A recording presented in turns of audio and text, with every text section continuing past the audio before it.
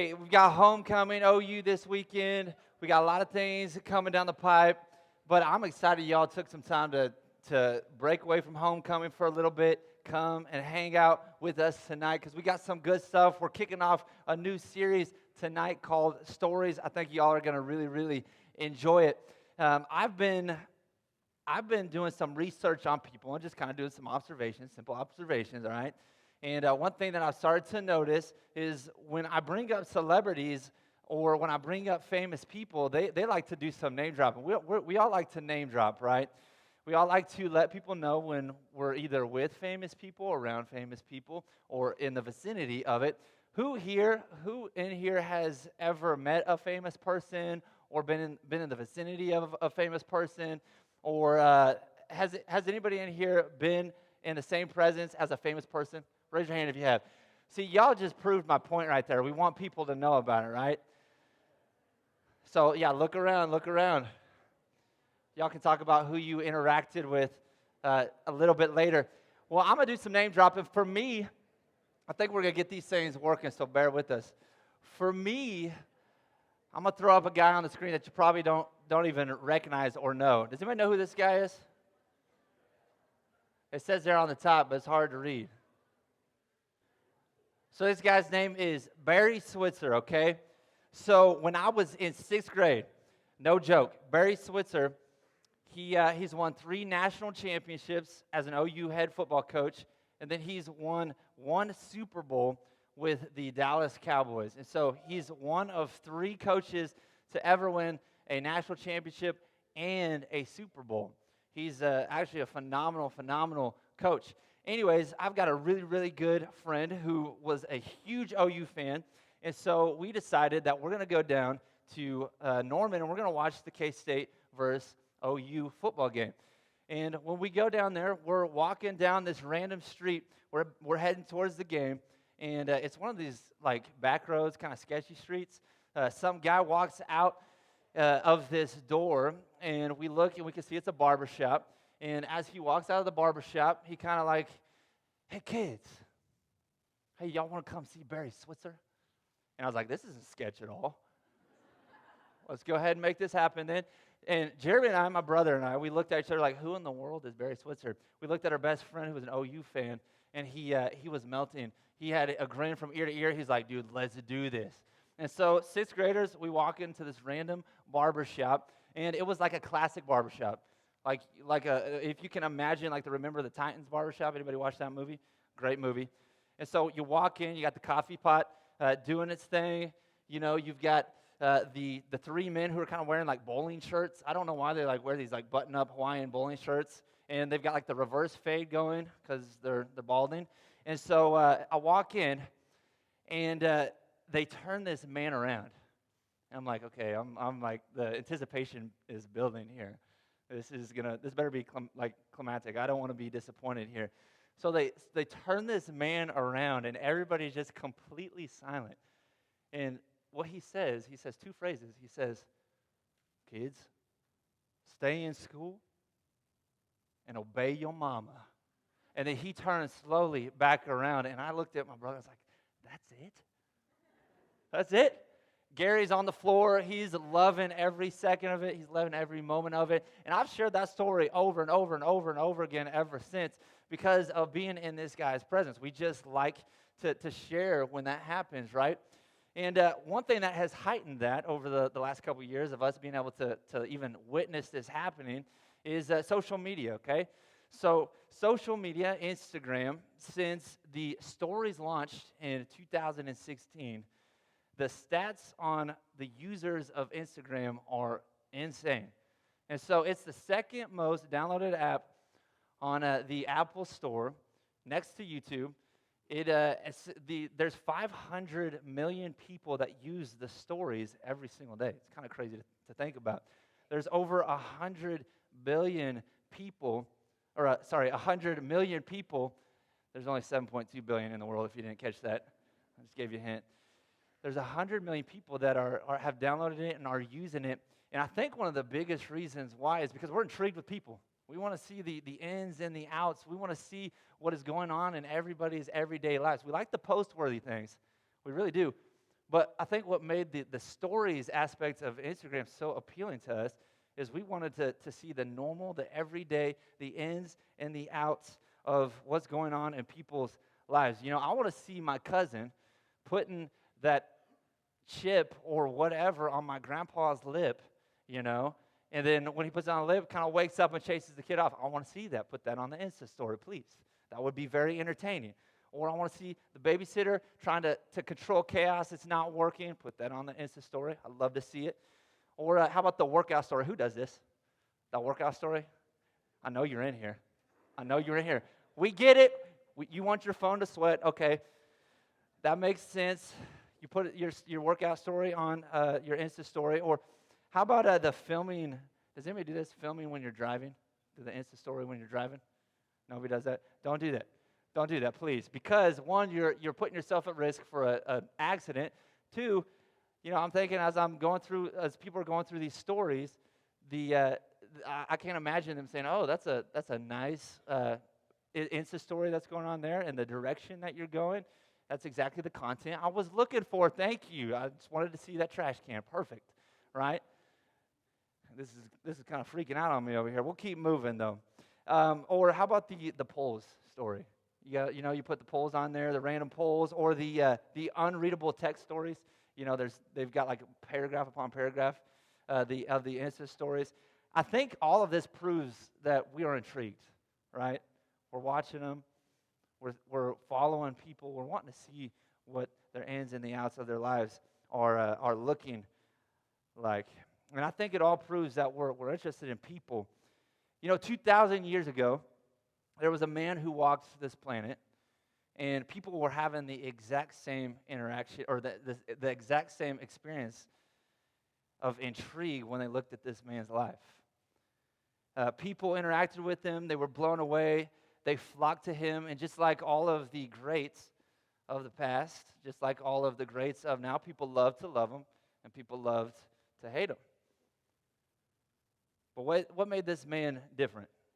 There had to be something different about this man, because this man that we're going to be talking about and the life that we're about to be looking into, we're still talking about this guy 2,000 years later, and he's shifted, and he's literally changed the entire scope of all of history. He can't just be a normal person.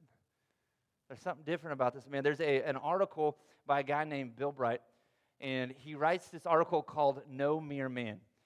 And he's a guy who's worked with college students over the years, and so he knows college students really well. And so he wanted to put it out there why he thinks that Jesus is different. And this is what he says. I'm going to read it for us. See if we can get on the screen too. There it is. He says this: if you remove Jesus of Nazareth from history, history would be a completely different story. One writer described his influence in this way: 19 wide centuries have come and gone, and today he is still the centerpiece of the human race and the leader of the column of progress. I am far within the mark when I say that all the armies that ever marched, and all the navies that were ever built, and all the parliaments that ever sat, and all the kings that ever reigned put together have not affected the life of man upon this earth as powerfully as that one solitary life, Jesus of Nazareth. So what is he saying? Who actually is Jesus? Well, when we're asking this question, I want to see a bio, right? I want to see a resume. We're all working on resumes. We've got to build our resumes to set ourselves up for success in the future. So what is this dude's resume? Well, I found one in Colossians, and it's actually kind of crazy because it's really a resume that does not compare with any other resume that I've ever seen. And I think you guys are going to understand what I mean by that when I read this. So just listen to me if y'all are over here. If you guys are over here, you guys have the awesome opportunity to read it from the screen. But it says this: he is the image of the invisible God, the firstborn over all creation, for by him all things were created, things in heaven and on earth, visible and invisible, whether thrones or powers or rulers or authorities, all things were created by him and for him. He is before all things, and in him all things hold together. And he is the head of the body, the church. He is the beginning and the firstborn from among the dead, so that in everything he might have the supremacy. For God was pleased to have all his fullness dwell in him, and through him to reconcile to himself all things, whether things on earth or things in heaven, by making through his blood shed on the cross. All right, so that's a lot, and it's kind of hard to pick out the things, so I made a list for us. What is Jesus' resume? Well, it's this. Jesus' resume is this. So he's what God looks like. We know that from the text. He's what God looks like. He was also the first of everything. And so, you know that comment that we always like to make, hey, well, I did it first. Well, not really. Technically, Jesus did it first. He was the first of everything. He created literally out of nothing. He created everything. And that includes our mind. That includes our intellect, our creativity, advancement in technology. He created all that. He gave permission and established any ruler or authority. So anybody that's in charge or anybody that's in a position of power, he's given them authority to do that. And then you add on top of all of that, it's kind of like the cherry on top. He just says this, everything is his. So basically everything is created for him. Now I was looking at this resume and I was thinking in my head, you know, I'm kind of self-conscious about my resume. So I decided let's go ahead and put my resume up next to that. And so in 9th grade, I dusted computers. And I did that for a job I made about minimum wage. It was hard work, okay? So it displayed perseverance. Don't look down on me because of my dusting computers in 9th grade, okay? Did it during the summer. They get dusty over the summer. I was a lifeguard for 4 summers. But my save to summer ratio, that's what the STSR is. And so what I mean by that is the number of times I've actually jumped in the water to save somebody was once in 4 summers. And so I jumped in once. I don't know if I was useful, but I was there, okay? And so I was also a Chick-fil-A utility man. I made a lot of sweet tea, and I made a lot of lemonade. That's pretty much it on that one, but I put it on there. I had a ton of college experience. What I mean is I went to college 1+ year more than most people, so I went 5 years. So I decided to go ahead and put that on there. And, you know, when you stick our resumes next to Jesus' resume, obviously ours is going to fall way short of it. But the reason why I share this and the reason why I show this is to say this. That God came to us. He came to man in the person of Jesus. And we see this in the story that I want to unfold right before you tonight. And it's one that you're familiar with, probably more in the Christmas season. But I want to share it tonight to give us a backdrop for the rest of the stories that we're going to be looking at down the road, the different interactions that Jesus is going to have in the stumos to come. I want to share this tonight because I think it gives us a good backdrop and perspective of who this man really, really is. And so let's go ahead and look at this together, and let's go into the story of Jesus even being born. And so I'm going to read it and see if you can follow along with me as I read it. So it says this, in those days, Caesar Augustus issued a decree that a census should be taken of the entire Roman world. And everyone went to his own town to register. So Joseph also went up from the town of Nazareth in Galilee to Judea, to Bethlehem, the town of David, because he belongs to the house and line of David. He went there to register with Mary, who was pledged to be married to him and was expecting a child. While they were there, the time came for the baby to be born, and she gave birth to her firstborn, a son. She wrapped him in clothes and placed him in a manger because there was no room for them in the inn. And there were shepherds living out in the fields nearby, keeping watch over their flocks at night. An angel of the Lord appeared to them, and the glory of the Lord shone around them, and they were terrified. But the angel said to them, "Do not be afraid. I bring you good news of great joy that will be for all the people. Today in the town of David, a Savior has been born to you. He is Christ the Lord." So did you guys see that? Did you catch that? This man that we just listed out his resume, the firstborn of all creation, the creator of all things, the one who actually owns everything. It's kind of crazy to think about. He stepped down from his throne. Not only did he step down from his throne, but he came and he put on flesh. He put on flesh just like you and I have. He put on organs and tissue, DNA, just like you and I. This God of the universe was constricted to a body. And is this significant? I think so. I think it's significant because we see in Luke 2:11, it says, today in the town of David, a Savior has been born to you. He is Christ the Lord. That means this: God is with us. God is with us. And that has some significant implications.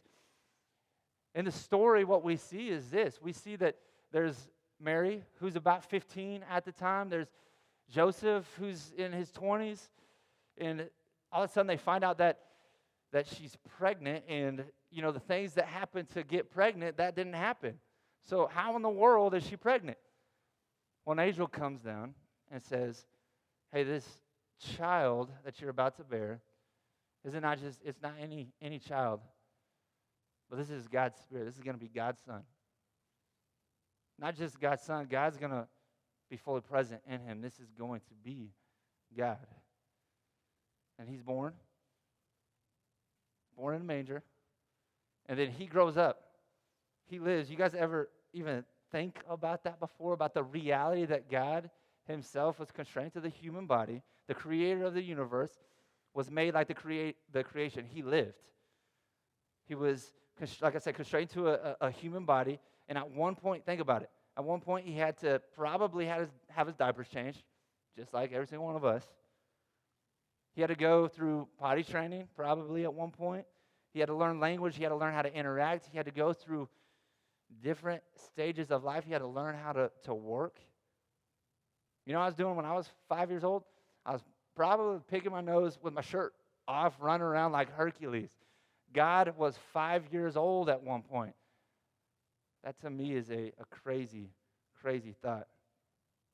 But the thing that sticks out most to me is this. It's evidence of the fact that God came to us. So I got a couple reasons tonight, just two that I want to look at of why Jesus came. There are many different things and reasons why God came to us. But I just want to give you guys two tonight. And the first one is this. I think God came to us through Jesus to do something that we can not do on our own. And it's this. It's to live the life we couldn't.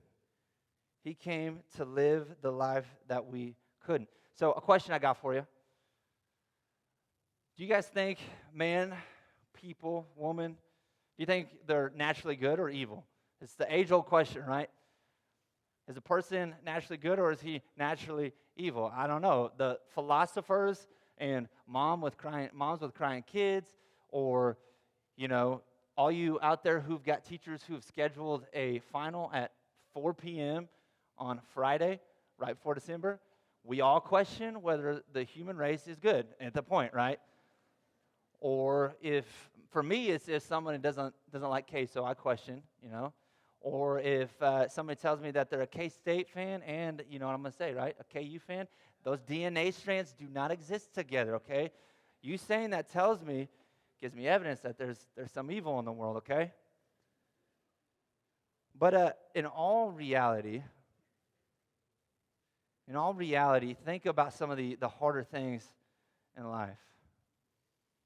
You know, the hurt, the pain, the troubles, all of that stuff. Where in the world does that come from?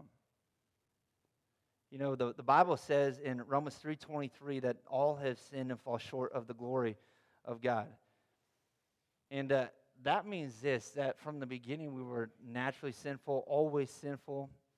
Our bent is to sin, which, for lack of a better word, it stinks.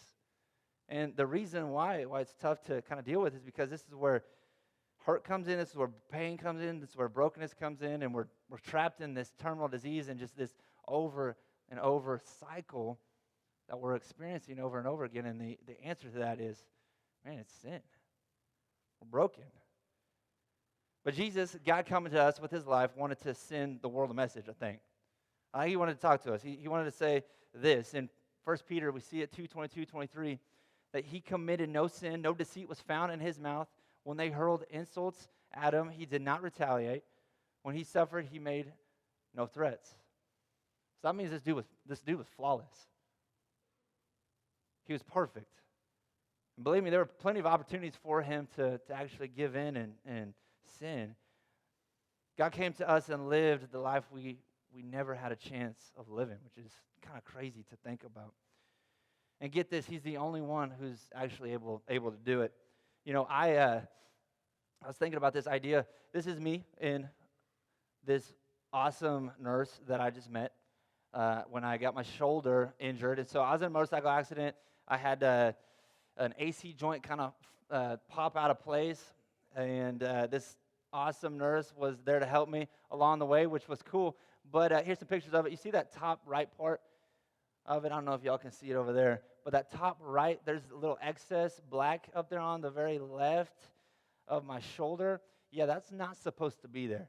Okay, and so the AC joint kind of popped out of place, and so I had to have constructive surgery on it. And what's crazy is the day that I went in and I talked to the guy who's going to give me surgery, I was very excited to see that it wasn't just some random dude or random like plumber guy who was like, "Hey Joe, I got this one. I'm going to go ahead and dig into him right now." It was a guy who had literally spent 80,000 or 20,000 hours training. And so that's 5 years of working 80 hours a week in training so that he could successfully do all of these surgeries. And I was thinking about that. I was like, man, these surgeons are literally the only ones I want to do this on my shoulder. I want somebody with some practice. I want somebody who's got experience to be able to do it. And literally, they are the only ones qualified enough to be able to do it. In the same sense, Jesus is literally the only one who can effectively and efficiently live the life free from sin. He's the only one capable, he's the only one who knows how, and he's the only one who has power to do it. But you got to think, he had, even before he came and even before he lived, he came to give us all this perfect record that he has. It's crazy to kind of think about. What's awesome is that anyone who follows Jesus, God takes his perfect life and he credits it to you. Therefore, if you know him, you have a relationship with him, this perfect life that he lived, God just sticks that record right over you. Kind of cool to think about. And if Jesus didn't do this, you know what happens if Jesus didn't do this? Then none of us have an opportunity to have a relationship with Jesus, and none of us have an opportunity to stand before God sinless. Well, because Jesus came, because God himself came, and he was the only one who had the power to do it, he was able to live a perfect life. And not only did he live the perfect life, but he went to the cross and was a perfect sacrifice for God. And because that happened, every single one of us in this room have an opportunity to pursue him on a deep, deep level. Question is, do you want that accredited to you? And if you do, the answer is to get to know Jesus. And when you get to know him, you'll start to see that you can trust him. And he doesn't stop there. He gives us opportunity and the ability and the power to live free from the sin, free from the brokenness, free from the anxiety, the depression. He gives us an opportunity to live for something that matters, purpose, significance. So first reason why he came is to live life we couldn't. You got to remember something about Jesus. He is fully God and he is fully man. And so in the fully God aspect, he did what only he could do and live this perfect life. The second reason why he came is to resonate with us. So he came to resonate with us, to feel what we feel. In Luke 8, we see that Jesus is on a boat and he's very tired. Who in here has felt tired before? Guess what he did in that moment? He took a nap. Anybody in here ever take a nap before? I've definitely taken a nap, multiple sometimes in a day. Sometimes I never even got up in a day. I just kept sleeping. Jesus felt that. Jesus also felt overwhelmed before. You ever felt overwhelmed? You test. You got things going on back home. The Chiefs aren't winning. I feel that one. I get a little overwhelmed. Jesus felt overwhelmed for people in Matthew 9. You ever been overwhelmed with sorrow before? Or just sad? Things just happen? Jesus felt that. He was one of his best friends. His closest cousin to him passed away, and it said that Jesus wept. He cried. Tough times, Jesus definitely went through those. Temptation, every temptation known to man, Jesus went through. He experienced it. Check out Hebrews 4:15.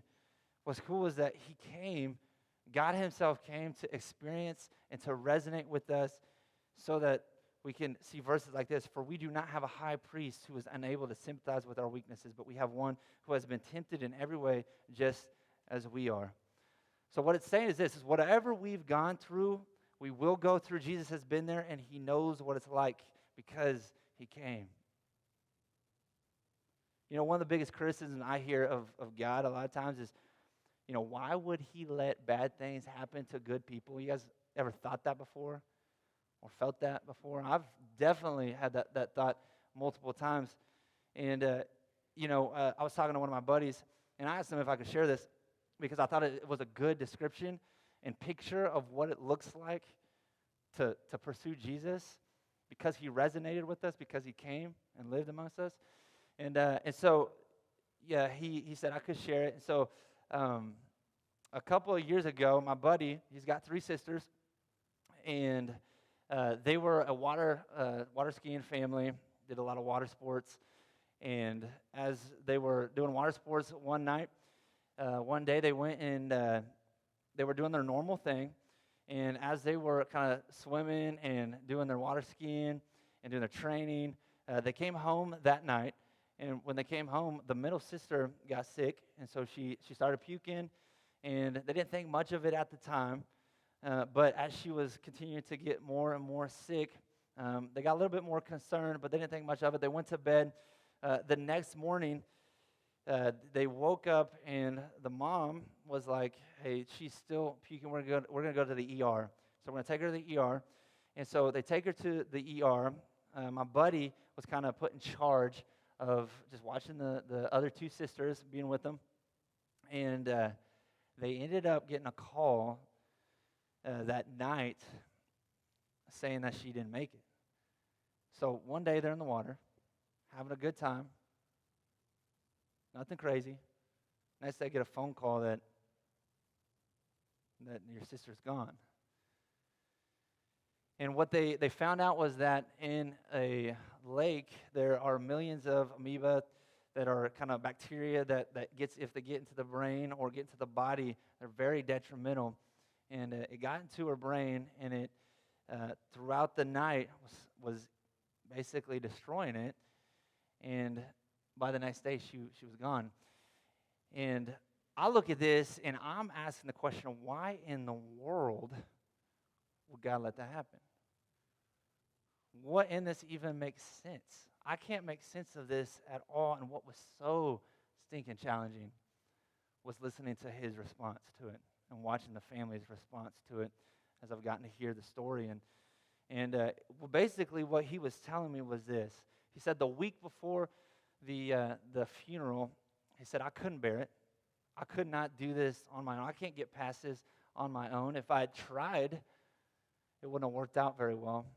He said my 2 options were I could pursue God right now in this moment, or I could try to figure it out on my own, but I knew that I couldn't do that because it wasn't going to work. And so what he decided to do for that next month, he literally decided that he was going to pursue Jesus. And so the way that worked itself out was this. He literally got up every single morning, even though the pain was still there, even though the memories were still there. He said, God, I'm going to pursue you today. He started to see strength come from that. He started to see hope come from that. He started to see purpose come from that. And not only did that happen with him, but I saw that happening or heard that it happened even with the family that he's a part of. And I think in my head, why in the world would this happen? I look at the way that family responded. I asked the question, how did they come out of it stronger? How did they come out of it with more purpose? How did they come out of it more focused, more passionate about life, full of joy? How did they come out of it more hopeful? I have no idea. But the answer was this. This is what he was telling me. He said the answer was the God who lovingly stepped into the world, sinful, broken world, and he experienced it with us. And along the way, as he was experiencing it with us, he was pointing us to truth. He was pointing us to hope. He says the answer is in Jesus. It's in walking deeply with him and having a relationship with him. The crazy thing is that he never said that it would be easy. He never did. Jesus never said that would never be easy, because it wasn't easy for him either when he was living amongst us. But he promised peace. He promised restoration, and one day an eternity completely free from it all. So he does say one day all of that's going to be gone. And he can take it because he knows that he came to feel what we felt so that he can resonate and restore. There's so many implications that this has on our lives, and I've mentioned some, but I want to leave y'all with just one. And I think that this is going to help us to think through, how in the world do I make meaning of this and actually live out of the realities of some of this? And it's this: we need to look to Jesus to show us how to live, because if this man is really God, if that is who he actually is, then he came for a purpose, and his main purpose was to come and to die and to give us an opportunity to have a relationship with him. But we need to look at how he lived, because this is how God would live if he was one of us, which he was. And so we need to look to Jesus to show us how to live. Think of this verse right here, for John 13:15. It says, I've set you an example that you should do as I have done for you. Basically, it's like, you want to see the Bible lived correctly. Well, it's like God says, here's my son. Watch what he does. Learn from him. And I think his life was a message. He said, I think if you figure out why he died, then here's how you should live. If you figure out why he died, which is where salvation comes from, it's where eternal life comes from. But once you figure that part out, now that you're following him, now you've got an exact example, exact blueprint of what it looks like to live out of purpose, what it looks like to live out of true significance. And some different things I was thinking through, different implications, are these. I was thinking about, if we're going to look to Jesus, and we're going to look at how he lived, and as we're looking at stories down the road, what are some things that we can have our eyes to? What are things that we can be paying attention to? What are things that we can be drawing from his life? As you even begin to investigate faith for yourself, or you're going deeper in your walk with God, and as you're spending time looking at his life in the Gospels, in Matthew, Mark, Luke, and John, and as we're sharing these stories over the next couple of weeks, what are some things that I can be looking to be pulling out of? Well, I think we can look at this. How did he spend his time? What did he talk about? What did he think about? Who did he hang out with? Who did he listen to? How did he treat people? How did he treat possessions? How did he view the world? And then once we do that, we can flip it on ourselves and ask the exact same question. Man, how do I spend my time? Am I spending my time the same way that Jesus would spend his time? Because if not, then there's a potential, if he is God, that I might be wasting my time. What am I talking about? Is what I'm talking about what Jesus would have been talking about? Because if not, there's a potential I could probably get in some arguments I never wanted to get into. There's a potential that there could be slander that happens, or pride, boastfulness that happens. What about what you're thinking about? Are you thinking about what Jesus thinks about? The cool thing about reading the Bible and about the Gospels is that Jesus shows us what he's thinking. Am I thinking what Jesus is thinking? Because if not, anxiety is going to slip in, depression is going to slip in, brokenness is going to slip in. That's where this stuff comes from. Or who we hang out around, who we listen to, how we treat people, possessions, the world, all of this. We need to look to Jesus and to his example. It's cool. God literally gave us a blueprint. We just got to look to him. It gives us an opportunity to live for something that actually matters, true significance. So those are the two reasons why I think he came. There's a lot more than that, and then some implications of that. But I want to leave with this. So these are my sisters. My mom and dad adopted these girls 4.5 years ago, and I cringe at the thought of them saying no to that possibility or to that option. Because I remember them like processing a ton through it, and they were confused on whether they should do it or not. It was going to affect their lives, how it was going to change everything. And they decided to go through with it. And I thank God every single day because these girls have changed my life. I love them. They're awesome. They've grown, they've matured, they've got a different life than they had before. Literally, it's completely different than what they were living before my mom and dad decided to adopt them. And I was like, this is such a good picture of what it means that God came to us because we were helpless. We honestly, we were going to live opposed to God if Jesus didn't do what he did. And it would have been just fine for God. He would have been in the right. He would have been justified, but he didn't leave it at that. And just like my sisters, my mom and my dad decided on their own that they were going to go to these girls. These girls didn't have anything to do with it. But they went to them. They started to get to know them. They invited them into the family. And when they invited them into the family, guess what? Their lives completely changed. They've got a hope. They've got a future. They're growing up in a home that is based on God. They're getting to hear about God for the first time. Same thing happened with God. God came to us. He's given us an opportunity to have a different life. He's given us an opportunity to have hope, a future, to live for significance. All because he decided to come. And the thing that I want to end on is he came to die. He came to die. It doesn't get more clear than that. Ultimately, Jesus came to give us an eternity with him. He put on the same skin. He allowed himself to have the same organs, the same tissues, and to do it on our turf, in our world. And he was also signing up for death, but he defeated that. And he gave us all an opportunity to pursue him because of that. And so because of what Jesus did, God coming to us, he pursued us. Now he gives us an opportunity to do the exact same thing.